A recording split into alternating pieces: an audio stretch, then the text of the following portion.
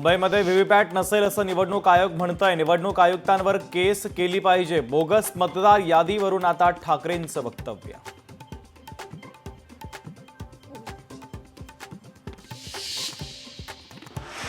मराठी भाषा भवन रखडल्याने भाजपचं कार्यालय घाईघाईनं बांधलं जातंय। भाजप प्रदेश कार्यालयाच्या भूमिपूजनावरून उद्धव ठाकरेंची टीका। शेतकऱ्यांच्या प्रश्नावर उद्या तात्काळ बैठक। महसूल मंत्री चंद्रशेखर बावनकुळे यांनी बोलावली बैठक। शेतकरी नेते बच्चू कडू, राजू शेट्टी आणि अजित नवले उपस्थित राहण्याची शक्यता।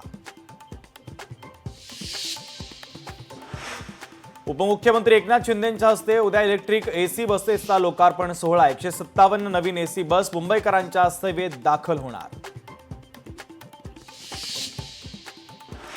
बच्चू कडूंचा मोर्चा वर्ध्याच्या दिशेने रवाना। गोळ्या खाऊन मरू मात्र आता माघार नाहीच, बच्चू कडूंची ठाम भूमिका।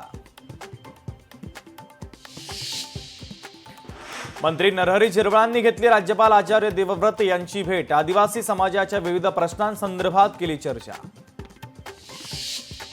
धुळ्यातील मिल परिसरामध्ये नागरिक आक्रमक। नगर भूमापन विभाग अधिकाऱ्यांना पैसे दाखवत केले आंदोलन। लाच घेतल्याशिवाय अधिकारी काम करत नसल्याचा आंदोलकांचा आरोप।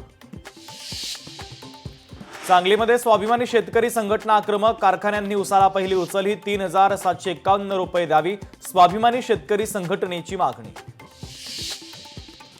मुंबई, ठाणे, रायगड आणि पालघर जिल्ह्यासाठी ऑरेंज अलर्ट जारी। पुढील काही तासात विजांच्या कडकडाटासह हलक्या ते मध्यम स्वरूपाच्या पावसाचा अंदाज। कोल्हापुरातही छठपूजेचा उत्साह। पंचगंगा घाटावर उत्तर भारतीय नागरिकांकडून छठपूजा। महिलांसोबत पुरुषांनी देखील घेतला छठपूजेमध्ये सहभाग। साताऱ्याच्या माण तालुक्यामध्ये दुचाकीचा भीषण अपघात। अपघातामध्ये दुचाकीवरील 2 तरुणांचा जागीच मृत्यू।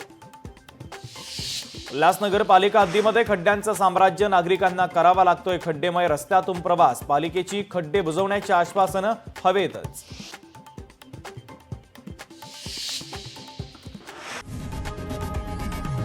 लोकशाही मराठी ऐका, पहा, जागरूक रहा।